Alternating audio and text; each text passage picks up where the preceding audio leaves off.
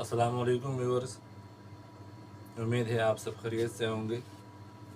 आज इंशाल्लाह मैं आप लोगों को बुकरम साफ़ करने, जैसे हमारे पास बुकरम में मुख्तलिफ़ मसाइल आते हैं, जैसे बुकरम की सफाई और बुकरम के जो मतलब किनारे होते हैं तो इनकी सफाई, और या जैसे कफ को गोल करना या कालर को शेप देना या बैन को कोई शेप देना।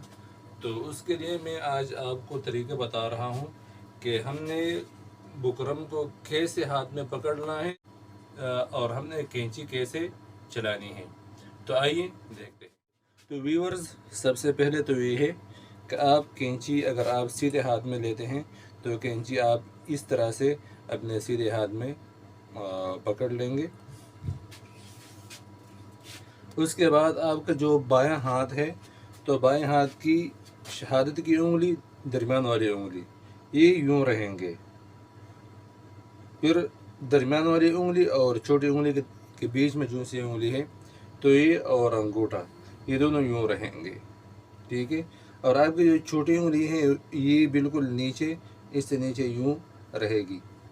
अब इनमें आप लोगों ने पकड़ना है बुकरम, यूं आपने इन दोनों में पकड़ना है बुकरम, और ये आपके कैंची के लिए सपोर्ट रहेगा। जो छोटी उंगली है ना, ये आपके कैंची के लिए सपोर्ट रहेगा, यानी ये आपकी कैंची इसके ऊपर रहेगी तो कैंची हिलेगी नहीं। अभी आप देख सकते हैं मैं इसको साफ़ कर रहा हूँ, तो बिल्कुल मैं यूँ करूँगा।